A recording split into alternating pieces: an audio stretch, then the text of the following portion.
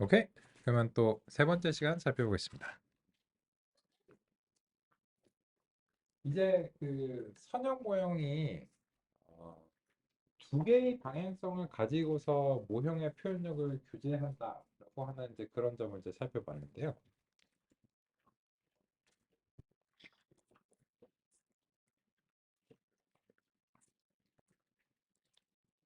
첫 번째 방향성은 차원입니다. 이 차원의 개수가 증가할수록 이제 모형의 표현력이 결과적으로 증가하는 효과를 이제 내게 되고요. 또 다른 방향성은 이제 그 가중치의 크기에 따라서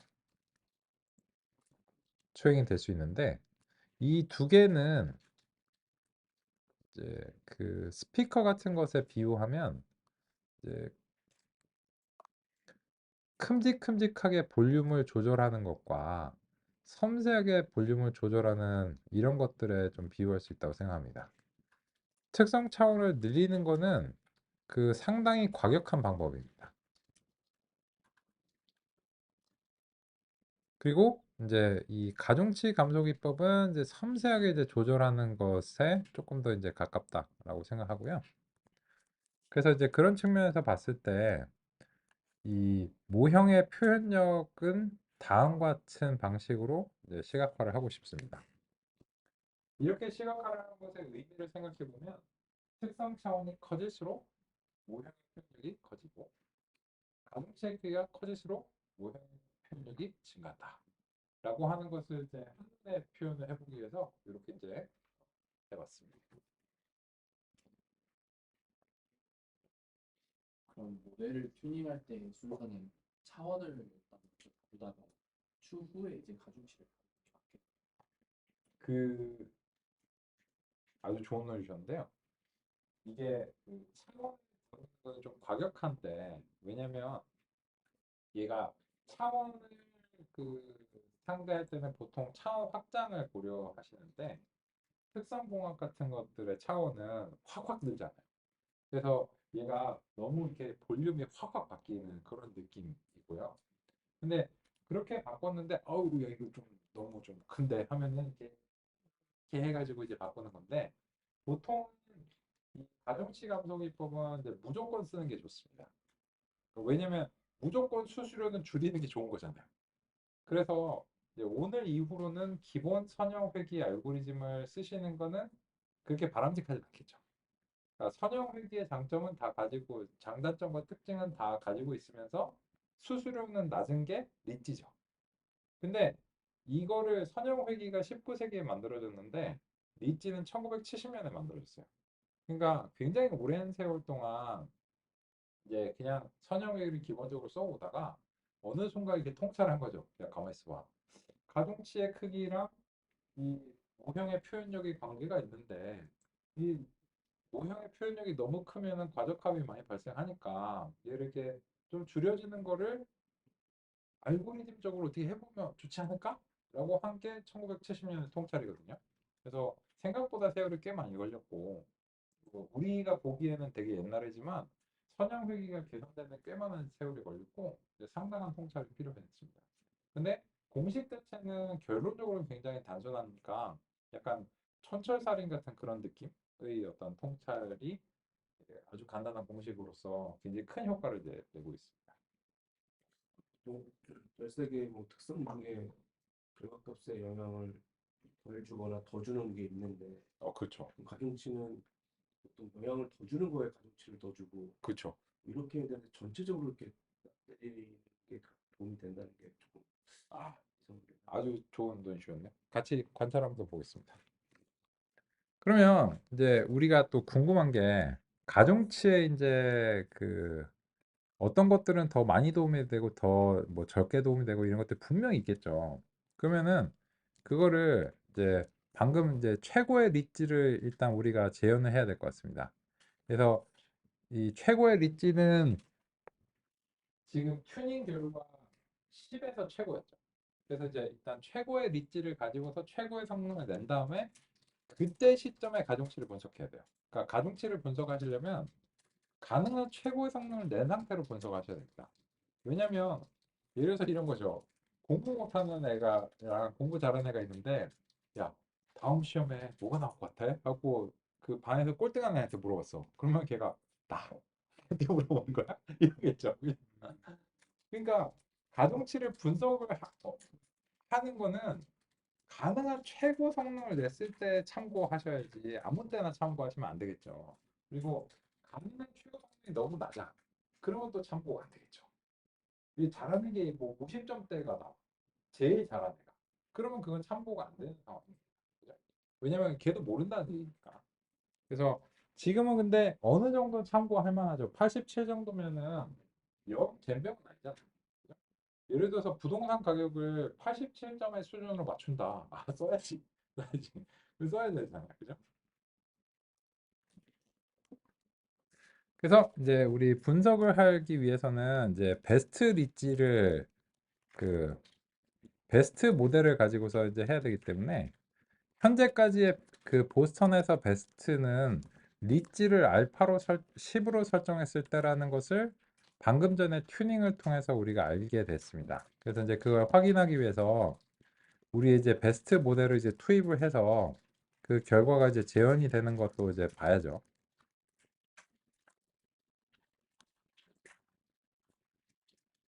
그래서 참 XX죠.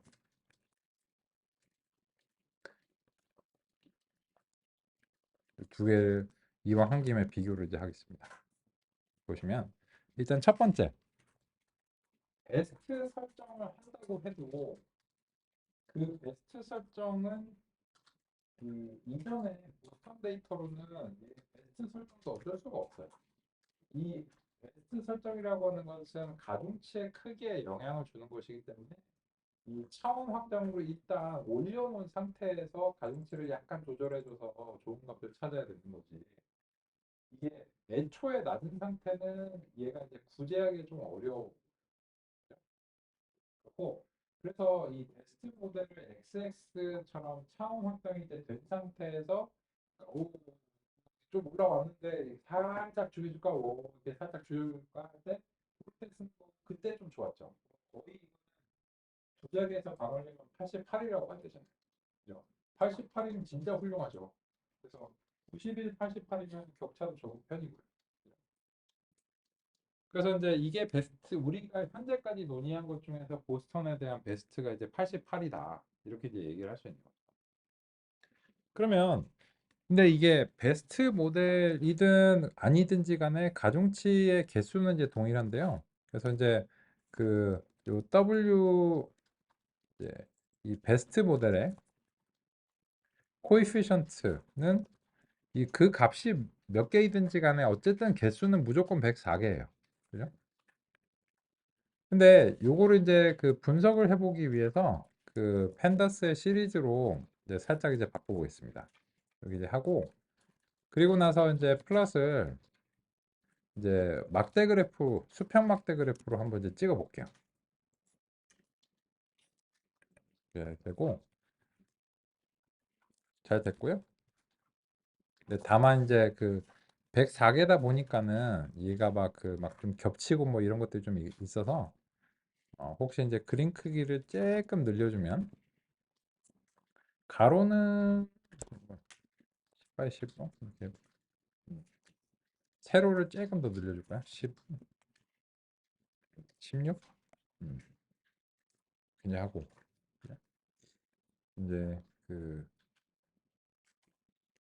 인덱스 이렇게 이제 보겠습니다. 인덱스를 줄까 말까. 이거는 굳이 안 하셔도 되는데 이제 가독성을 위해서 조금 노력해 보겠습니다.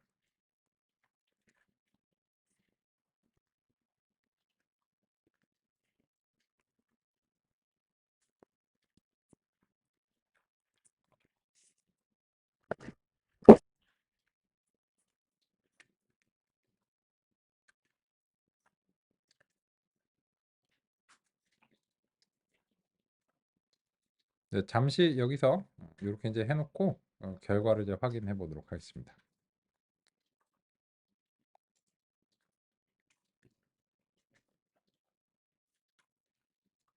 그리고 이제 요 시점에서 이제 베스트 모델의 코에피션트의 크기도 그 참고 삼아서 출력을 하면 좋을 것 같습니다.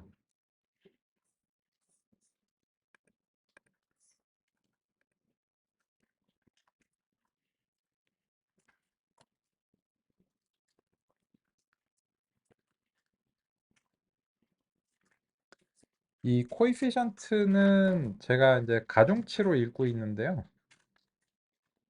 이거는 이제 문헌마다 사람마다 선호하는 이제 용어가 좀 다르고 이 교재 저자는 이 교재 저자와 이 라이브러리의 개발자들은 코에피션트라는 용어를 선호하는 것 같아요. 뭐 그게 전혀 문제는 아닙니다. 근데 이제 이 앞으로 근데 딥러닝이나 이런 것들을 좀 고려하신다면 딥러닝에서는 이게 가중치라고 많이 부르거든요. 그래서 이제 그런 이유로 인해서 저는 이제 가중치가 조금 익숙한 편이고요. 근데 뭐 누가 맞거나 틀린 건 아니고 그냥 정하기 나름이다. 이렇게 이제 보시면 되고.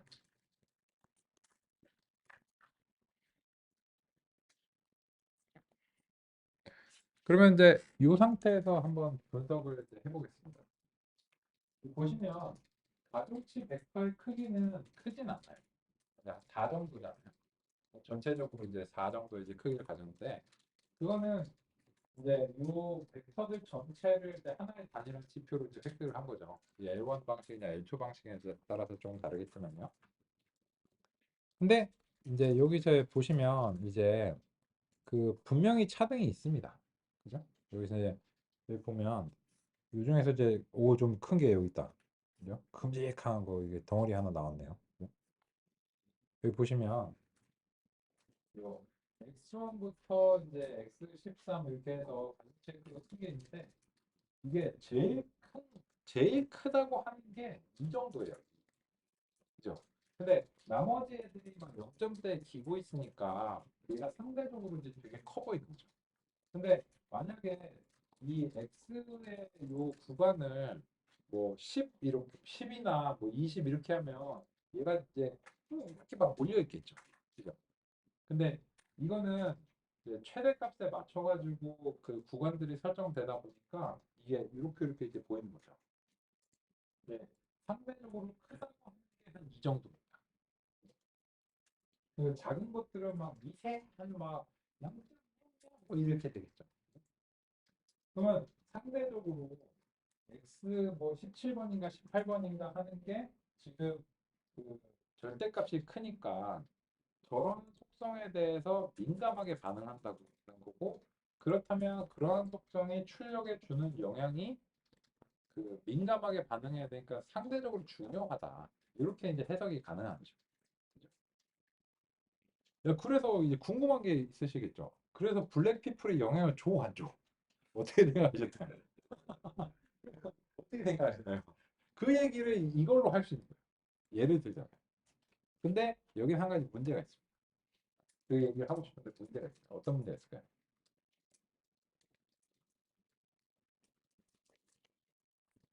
밀렸어요. 그렇죠. 그겁니다. 그게 문제입니다. 이게 X1부터 X13까지가 원래 차원이에요. 그리고 제 기억에는 블랙피플이 12번입니다. 조금 그런 측면이죠. 그죠? 근데 이제 그러면 여기까지만 보면은 일단 블랙피플 자체가 영향이 거의 없잖아요. 그러면 이런 이제 일단 이거를 보면 의구심을 이렇게 가지시는 거예요. 기분만 괜히 나빴다. 그죠? 뭐 괜히 이게 바로 너의 선입견이다를 정량적으로 주장할 수 있는 게 이런 거거든요. 이런 분석을 통해서.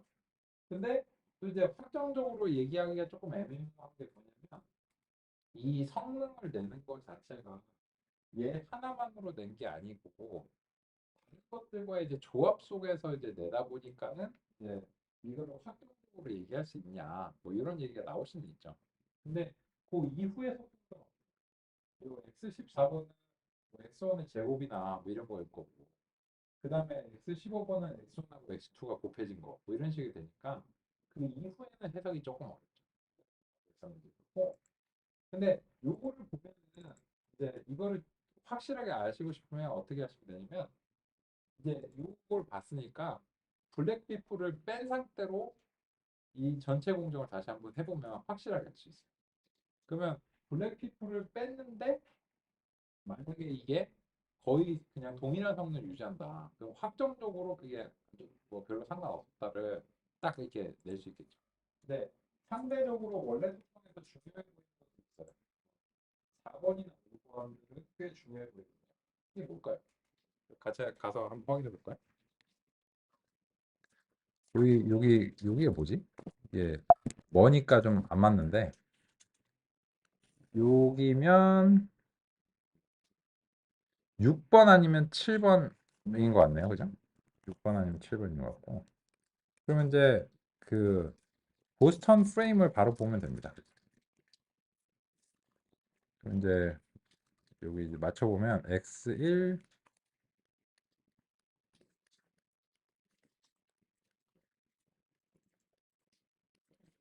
아하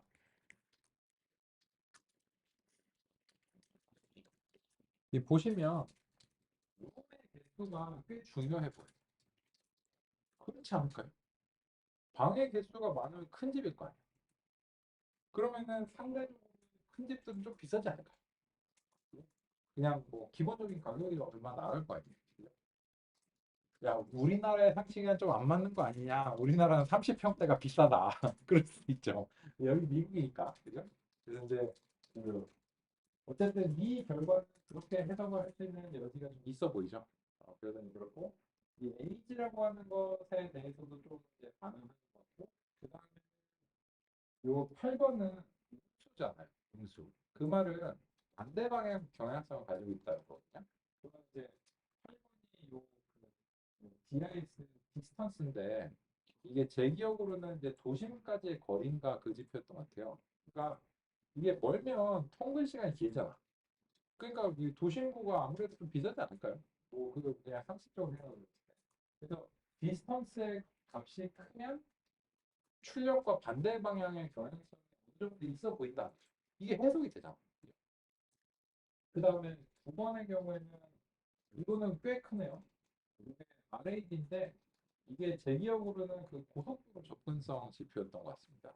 그래서 이제 고속도로 이제 빨리 탈 수 있으면 그 이제 원하는 데를 빨리 갈 수 있으니까 뭐 좋을 수도 있고 그런 것 같고 근데 상대적으로 그 다음에 이제 텍스의 영향이 그렇게 크지는 않아 보이는데 이게 이제 과연 그럴까라고 하는 것은 두고 봐야 되는 이제 지표인 것 같습니다. 근데 여기서 이 해석을 하는 데 있어서 문제가 하나 있어요. 문제가 있어요. 뭘까요? 이 해석이 이 값이 왜곡될 가능성이 지금 딱 있어 버려요. 뭘까요?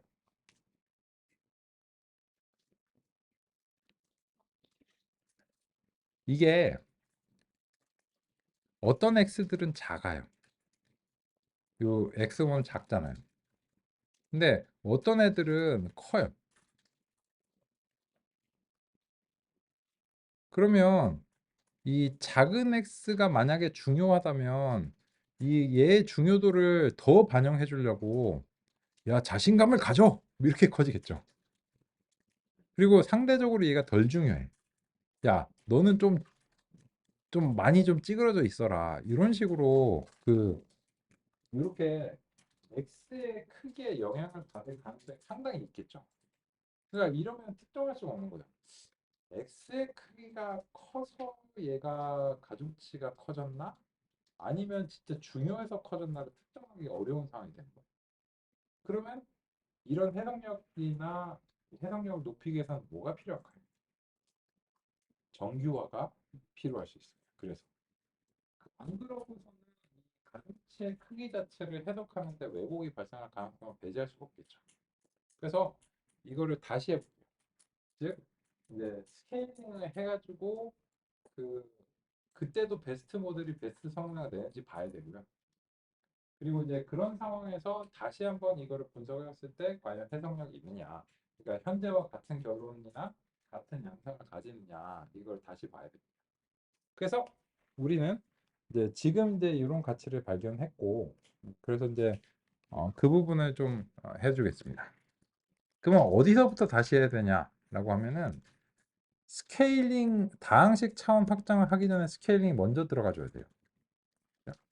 그래서 사이클러는 이제 프리프로세싱에서 민맥스 스케일러 그 다음에 폴리 이제 들어오고, 그리고 사이클론에서 이제 리니어 모델의 리지를 이제 쓰는 이런 절차가 이제 총동원 돼야 되죠.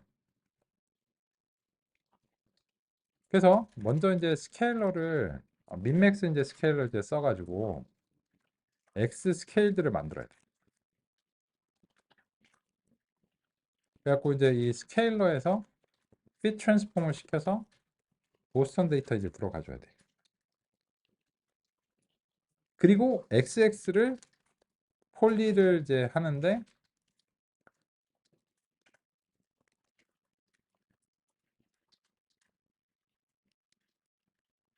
폴리노미어 피처스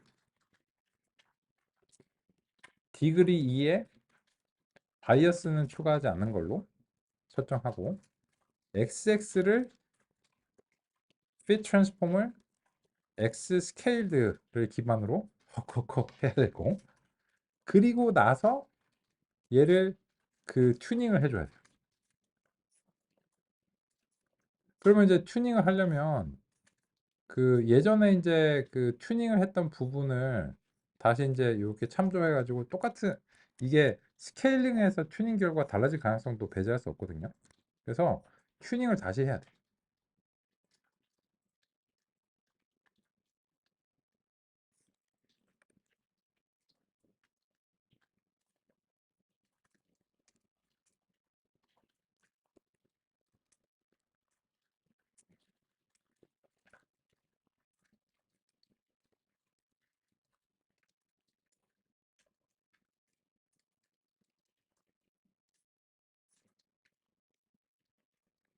자, 이렇게 이제 해보겠습니다.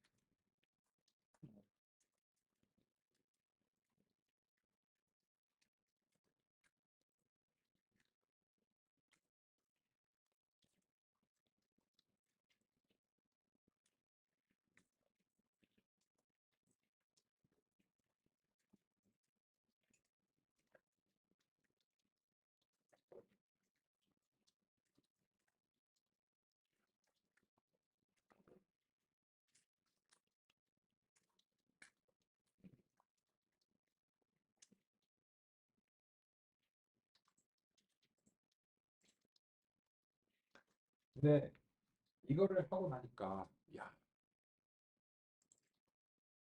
변수 관리가 귀찮은데 이런 생각이 드시죠? 그래서 얘를 X 스케일을 정확하게 폴리한테 X 스케일을 넘겨줘야 돼. 보스턴 데이터가 그죠? 이런 변수 뭐이 장명이 지금 막 쉽지 않죠. 그리고 튜닝을 하려면 되게 귀찮아. 분위 장면이 뭐 있다. 이런 게 있습니다. 그죠? 그래서 지금 이렇게 한 거는 올바른 절차예요. 올바른 절차인데 일단은 이 결과를 먼저 살펴보시고, 네, 코드의 생산성을 올리기 위해서 이제 알고리즘 체인과 파이프라인이라고 하는 것을 도입해서 그리고 또 그리드 탐색이라는 API를 도입해서 이게 훨씬 더 간단해지는 어, 간단하고 편리하게 수행할 수 있는 그런 절차를 이제 보겠습니다. 이 내용은 5장과 6장에 대응한 내용인데 지금 이런 상황에 딱 도입을 하면 공감이 잘 되실 것 같아요. 그래서 이제 그 상황을 좀 기다렸고, 그래서 이제 보겠습니다. 근데 요 튜닝하는 부분은 위에서 복사 붙여넣기를 하는 거니까 뭐 그렇게 어렵지는 않은데 귀찮죠. 네, 가독성도 좀 떨어지고 이런 것도 이제 뭐 순서를 잘 관리해 주는 것도 좀 귀찮습니다. 근데 먼저 결과를 보시죠. 결과가 아까의 베스트 그 설정이 지금도 베스트인가요? 어떻게 생각하시나요? 아니죠. 아닙니다. 이게 스케일링을 하니까 달라졌어요. 보시면 아까는 10이 베스트였는데 이번엔 10 하니까는 전혀 안 좋은 상황이 나오고 0.1에서 아까는 거의 유사한 급의 성능이 나옵니다. 이거는 사실상 거의 유사하다고 봐야 돼요. 87.5랑 87.4니까 유사한데 화장품이 소폭 줄었어요. 이거는 좀 유의미하게 줄은 편이거든요. 그러면 이런 거죠. 스케일링을 하니까 과속값도 조금 줄었어요. 그러니까는 성능을 유지하면서 과적합을 줄였으니까 얘가 좀 더 낫다라고 평가할 수도 있는 거예요. 근데 그 모형의 크기 자체는 가중치 크기가 더 커졌기 때문에 결론적으로는 이 모형은 아까보다는 더 복잡한 모형을 형성될 거예요. 그렇기 때문에 아까 우리 선생님께서 말씀하신 대로 무조건 영에 적합하게 만드는 게 좋은 게 아니고 이제 이 현재 데이터에 맞춰서 그 모형이 형성되는 게 중요한 일이죠. 그러면 이 L2의 값을 보시면 당연하게도 가중치의 양상이 상당히 다르겠죠. 아까 왜냐면 값 자체의 범위가 완전히 다르니까요. 그래서 이제 지금 시점에서 이제 양상을 좀 확인을 해보겠습니다. 그리고서 이제 비슷한 해석을 할 수 있는지 이제 봐야 되는데, 요거는 아까 요 부분을 이제 복사해가지고 그냥 밑에다 붙여놓고 다시 실행해 주시면 이제 될 것 같습니다. 그러면 이제 참 여기서 이제 베스트 모델을 또 재현을 해야 되겠죠. 그래서 이 결과 베스트 모델의 설정이 달라졌죠. 그래서 이제 그 부분을 이제 반영해 줘야 되는데 이것도 이제 귀찮죠. 그죠? 아, 이거 튜닝한 결과 베스트 모델을 내가 또 다시 좀 재현을 해줘야 되는구만. 그래서 이제 알파가 이제 0.1인 경우에 이제 87.4로 일반화 성능은 거의 유지하면서 과적함은 좀 더 줄였기 때문에 이제 더 유리한 더 이제 좋은 어떤 성능으로 살짝 좋은 성능으로 평가되고 그 상황에서 이제 다시 한번 이 가중치의 크기들을 이제 살펴보겠습니다.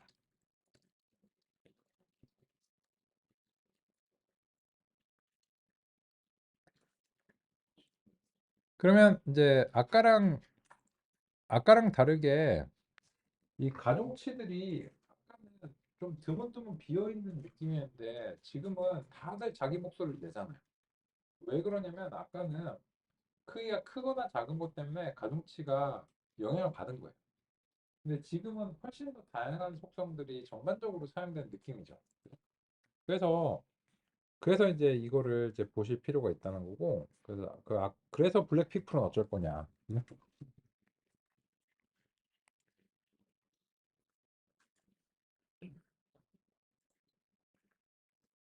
근데 이번에는 블랙피플의 영향도가 좀 크게 나왔죠.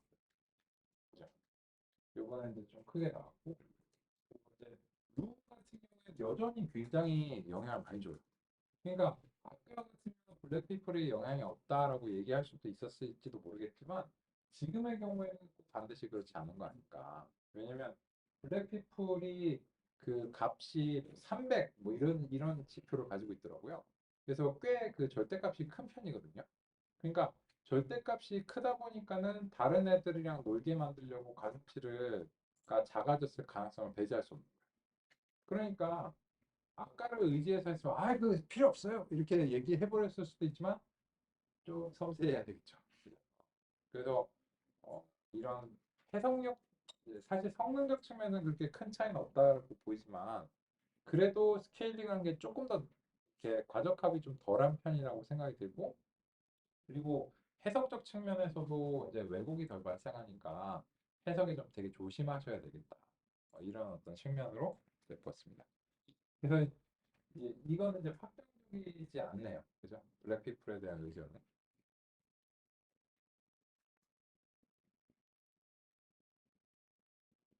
혹시 논의사항 있으시면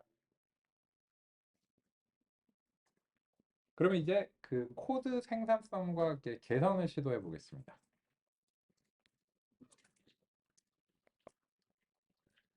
이제 우리가 이제 개선을 시도할 것은 요런 이제 여러 일련의 공정을 파이프라인이라고 하는 걸로 만들겠습니다.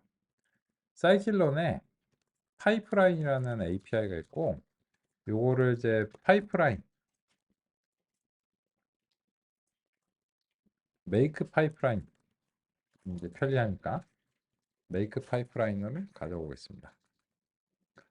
그러면 이제 개선을 할 부분은 어디냐면 이 변경을 직접 해주시는 부분을 지우시면 돼요. 이렇게 이제 지우겠습니다. 그리고 스케일러랑 폴리랑 리지를 이렇게 이제 만들고요. 그리고 파이프를 스케일러, 폴리, 리지 이런 식으로 해라. 이렇게 이제 하겠습니다.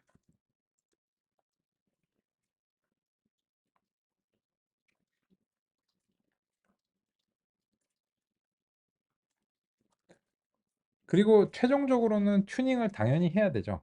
튜닝을 해야 되는데 요 튜닝을 이제 하는 것과 관련해서 잠시 이거는 주석 처리하겠습니다. 왜냐면 이제 두 가지의 효과를 동시에 이제 말씀을 드려야 되니까 일단 먼저 파이프라인 자체의 효과를 말씀드리겠습니다. 그러면 이제 미래를 우리가 이미 알고 있는 거죠. 알파 0.1에서 이제 제일 좋았었는데 그러면 이제 리지의 알파 값을 우리가 튜닝을 이미 해버렸다는 가정하에서 0.1로 일단 꽂아 놓고 그리고 나서 이 이벨리웨이트 모델에 파이프를 넘겨 보겠습니다.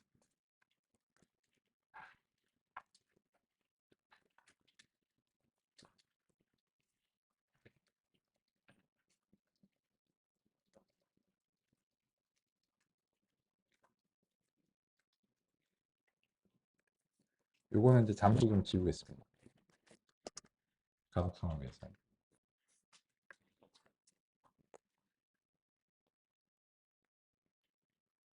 그러면 이 보시면 방금 전에 베스트 결과가 재현이 됩니다.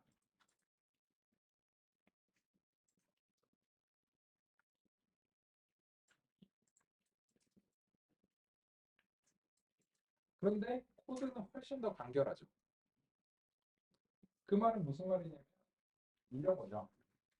우리는 원본의 데이터를 넘겼는데 그 원본의 데이터가 파이프에 들어가서 처리가 내부적으로 돼서 넘어갑니다. 그러니까 보스턴 데이터가 처음에는 스케일러를 통과합니다. 그 결과가 폴리한테 갑니다. 그 결과가 리지한테 갑니다. 그 결과 최종적으로 이렇게 갑니다. 그러니까 아까는 이 스케일러나 폴리를 직접 통과시켜서 변수 관리를 따로 해줘야 되잖아요. 뭐 스케일을 했다 이런 식으로. 근데 그냥 원본 넘기고 그런 건 내부에서 해라. 이렇게 이제 합쳐놓는 거예요. 그러니까 훨씬 더 수월해요. 그러면 이게 실제로 진짜 그런 효과가 되는지 보시려면 이 실험이 좋은 게 뭐냐면 스케일링을 안 하거나 폴리를 안 하는 상황을 되게 손쉽게 실험할 수 있어요. 왜냐하면 이거 하나씩 빼보면 알거든요. 그러면 이거 하나씩 빼볼까요? 폴리를 빼보겠습니다. 폴리를 빼면은 극적으로 안 좋아지겠죠. 그래서 스케일러는 적용을 해봤다. 이러면 보시다시피 73점대가 나옵니다. 폴리를 뺐어요. 다항식 차원 확장을 안 하니까 입지도 별 수 없잖아요. 그죠? 그러면 이번에는 스케일러를 빼보겠습니다. 사실 파이프라인은 지금처럼 한 개의 공정이 있으면 가치는 없죠. 근데 이제 비교를 하기 위해서 스케일링의 비포 애프터를 비교하기 위해서 그 스케일러를 없애봤는데 그러면 비슷한 수준의 성능이 나와요. 그죠? 그래서 리지 자체는 스케일링에 영향을 그렇게 많이는 안 받는 것 같아요.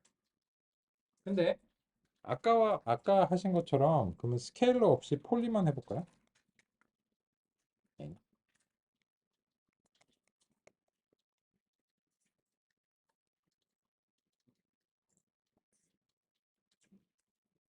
이제 스케일러 없이 이제 폴리만 하면 이제 1.0에서 93, 85가 나와서 나쁘진 않지만 우리가 획득했던 최고 수준은 아니죠. 그죠? 그거는 이제 한 0.1로 우리가 꽂아놨기 때문이고요.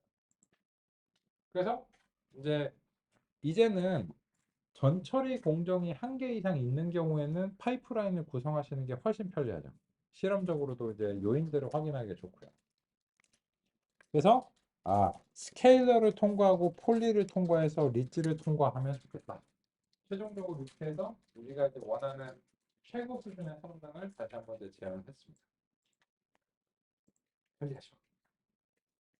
그러면 이제 교재랑 싱크를 맞춰 보겠습니다. 방금 전에 소개해드린 이 파이프라인은 그 교재 6장에 해당합니다.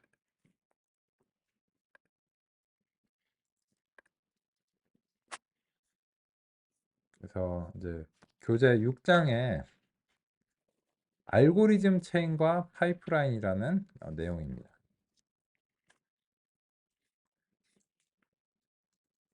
방금 전에 내용은 이제 426페이지죠.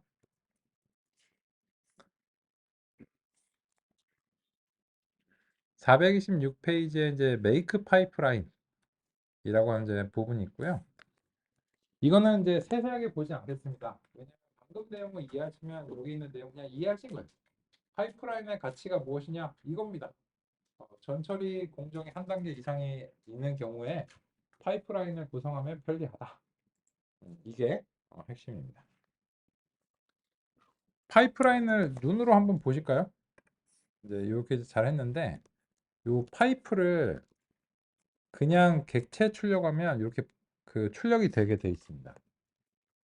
그래서 이 파이프라인의 구성 요소가 인맥스 스케일러와 폴리와 밀기다 라고 하는 것을 이제 볼 수 있어요.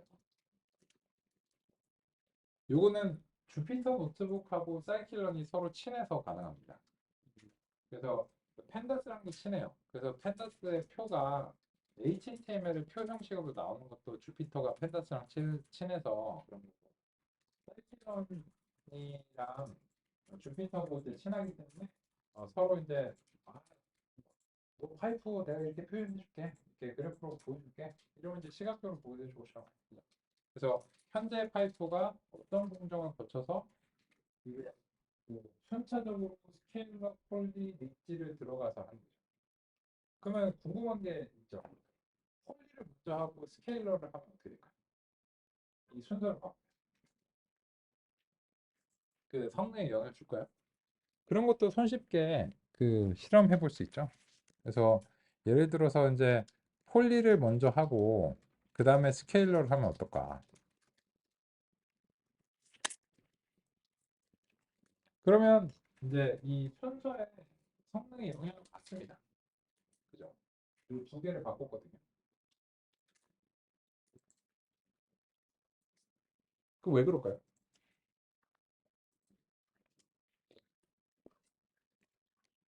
보통은 이 순서를 이렇게 안 하시는 게 좋아요. 왜냐면 이게 큰 값하고 작은 값이 이제 있는데 큰 값들을 제곱하면 더 커지고 작은 값을 제곱하면 기어 들어가겠죠. 그죠? 그러니까 이 상태로 그 다항식 차원을 확장하면 큰 값들은 더 폭발적으로 증가하고 작은 값들은 기어 들어가겠죠. 그러니까는 이 순서를 바꾸면 그렇게 좋은 일이 일어날 것 같지는 않습니다. 그래서 서로 이제 단위를 통일해주고 나서 이제 다항식 차원 확장하는 게 그래서 좀 유리하겠죠. 그래서 이제 그런 점들 같이 살펴봤고, 그래서 이제 우리 이제 코드의 생산성을 다음과 같이 도모할 수 있는 알고리즘 체인과 파이프라인을 알아봤습니다. 근데 그러면 이제 6장의 그 핵심적 가치는 이거예요. 그래서 6장은 제가 10분, 15분 정도 걸린다라고 말씀드렸는데 그냥 거의 그 대부분의 가치를 이제 보신 거고 이제 가끔 고급 기능들을 가끔 사용해야 돼요. 그때 이제 살짝 참조해가지고 보시면 되지만 기본적으로 6장은 거의 다뤘다 이렇게 봐도 무방합니다. 근데 이거를 여러 상황에서 앞으로 이제 오늘 이제 지금 시점 이후로부터 내일까지 계속 쓸 거예요. 계속 쓸 거니까 여러 번 기회가 있을 겁니다. 여러 번 기회가 있을 거고 그 과정에서 좀 조금 더 상세하게 참조해야 되는 부분이 있을 수도 있습니다. 혹시 이 파이프라인 구성에 대해서 궁금하신 점이 있으시면 짚고 가겠습니다. 앞으로는 이거 써야 되겠죠? HTML 표현되는 거 네. 파이프 치는 텐서플로우에서 텐서플로우에서 또 그 케라스 API로 되는 게 꽤 많습니다. 꽤 많고, 네. 걔네들은 그 보다는 그냥 그 그림 파일을 일반적으로 이제 출력하는 게 이런 방식이 이제 많은 편이고, 네. 주로 이제 내부적으로 이거는 이제 매트플라립을 사용하기 때문에 정확하게 말하면 매트플라립에 대해서 주피터가 이제 친한 거고, 그래서 매트플라립 API를 활용한다면 이미의 어떤 라이브러리들도 주피터에서 되게 편리하게 표현될 수 있습니다. 그 릿지에서 알파 값을 자동으로 찾아주는 방법. 그게 우리의 다음 내용입니다. 그래서 일단 파이프라인은 우리가 납득했죠. 근데 문제는 이 상태에서 릿지의 알파 값을 튜닝을 하고 싶은데 한 가지 문제가 있어요. 뭔가요? 릿지가 파이프에 숨어 있기 때문에 아까처럼 이제 릿지를 직접적으로 조정할 수가 없거든요. 그죠? 그래서 이 그 파이프의 이 릿지를 그 튜닝을 해야 되는데, 그러면은 이 릿지랑 파이프를 합쳐가지고 포문을 만들어야 되니까 가능한데 좀 귀찮죠? 가능한데 좀 귀찮습니다. 그래서 이제 우리의 다음 주제로 가보겠습니다. 꽤 썼어. 우린 또 편리한 거 좋아하죠. 그래서 우리의 이제 다음 그 주제는 5장의 5.2절 그리드 설치입니다. 이 그리드 설치 API를 사용하면 포문을 작성하는 부담을 줄이고 베스트 모델을 결론적으로 선택하기가 이제 수월해져서 가급적 빨리 도입하면 좋을 것 같습니다. 네, 지금까지 정도의 경험 있으시면 이제 참고가 된다 생각하는데 353페이지로 가보겠습니다.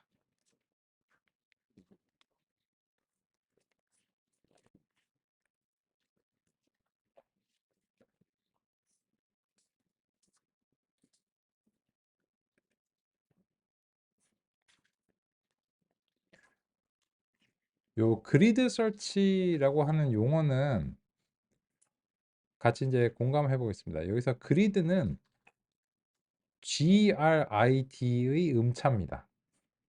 요거는 그리드가 아닙니다. 그죠? 이게 왜 이런 말씀드리냐면 얘랑 얘가 전혀 의미가 다르죠. 이 그리드는 탐욕스러운 뭐 이런 거고, 이 그리드는 격자죠, 격자.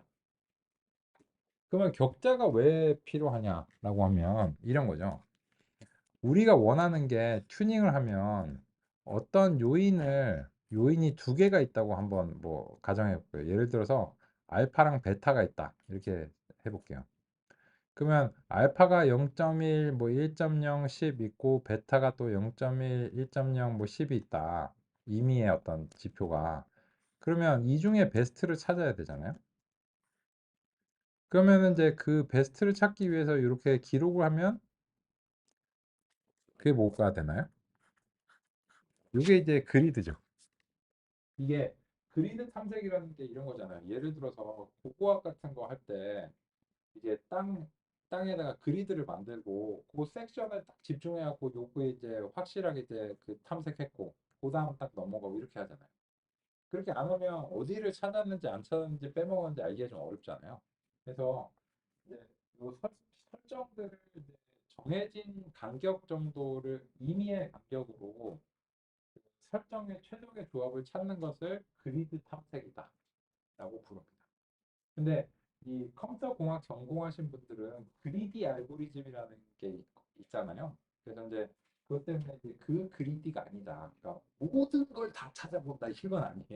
그러니까 우리가 정한 임의의 범위를 그 탐색하는 것이기 때문에 그리드가 아니고 그리드입니다. 그러면 이게 소위 말해서 튜닝이죠. 이 소위 말해서 튜닝인데 이게 그 여기서는 그 설정이 두 개인 경우를 가정했는데 한 개여도 상관없어요. 어쨌든 뭐 그리드 하는 거는 마찬가지니까. 그래서 이제 그 같이 이제 보겠습니다. 그러면 353페이지 그 하단에 간단한 그리드 탐색이 나와 있는데 넘겨보시면 포문을 쓰고 있어요. 안 쓴다며. 그러니까 이 API를 안 쓰면 그리드 탐색을 이렇게 해야 된다고요. 근데 그거는 이미 공감하시니까 반복할 필요는 없을 것 같고요. 예, 넘겨보겠습니다. 편리한 거. 이제 결론적으로 359페이지를 반영하겠습니다.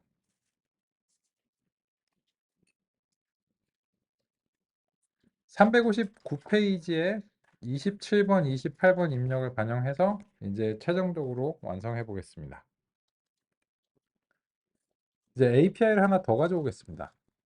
사이클론에 모델 셀렉션에 그리드 서치 CV고 여기 CV는 교차 검증을 뜻합니다.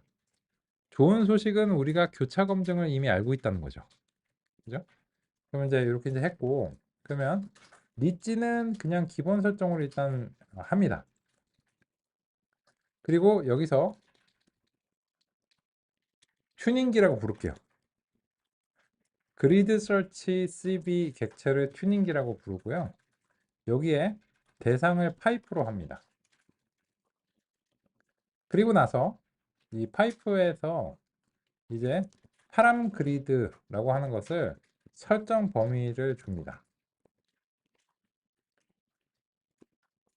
이 설정의 범위는 우리가 이제 지정을 해줘야 됩니다.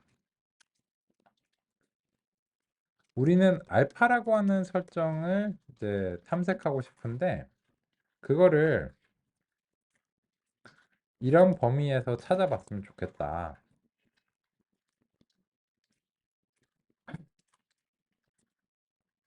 이렇게 설정 범위를 이제 주는 겁니다. 그리고 그 이 성능을 평가해서 뭐가 좋은지를 알아봐야 되잖아요. 근데 성능을 정교하게 평가해야 되니까 크로스 밸리데이션을 기본적으로 쓰는 게 좋습니다. 그래서 크로스 밸리데이션 5폴드로 해라. 이렇게 하면 어젠가 논의했던 교차 검증까지 들어가서 더욱더 정교하게 튜닝이 가능한데 그 크로스 밸리데이션을 직접 하실 필요가 없고 보통 교차 검증 이 그리드 설치를 하다 보면 자동으로 되니까 더욱더 좋죠. 그래서 훨씬 더 수월해집니다. 근데 한 가지 문제가 있어요. 이 알파가 스케일러에 있는지 폴리에 있는지 리지에 있는지를 그리드 설치가 자동으로 알 수가 없어요. 그래서 이 알파가 누구 건지를 표시해주는 방법이 필요합니다. 그래서 이 파이프라인을 이제 보시면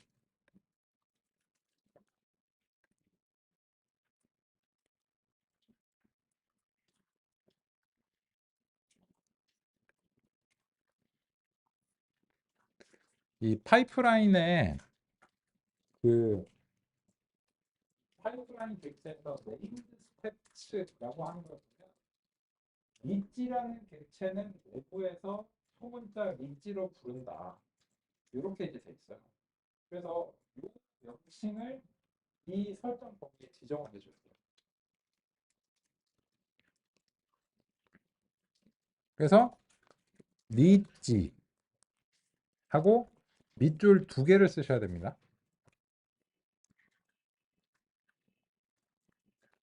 그러면 이제 이밸류에이트 모델에 튜닝기를 넘깁니다.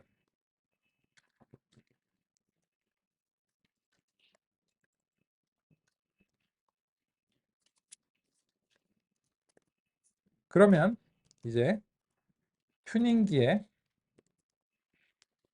결과 베스트 파라미터가 무엇인지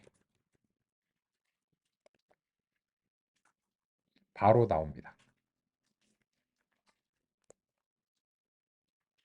여기 튜닝기를 넘기셔야 돼요. 그러면 이게 시간이 오래 안 걸리기 때문에 번개같이 우선 정도를 다 하고 베스트 설정은 0.1이었다. 라는 결론을 바로 내립니다.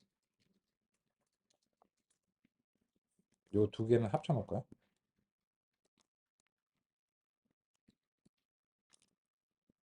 튜닝한 결과를 알고 싶잖아요. 이렇게 하면 이제 포문을 안 쓰셔도 됩니다. 포문도 안 쓰셔도 되고 교차 검증도 안 하셔도 돼요. 왜냐면 내부에서 교차 검증 5개 교차 검증을 하기 때문에. 그래서 끝판왕이죠. 오케이? 우리 오전 시간 열심히 살았네요. 밥 먹고 하겠습니다.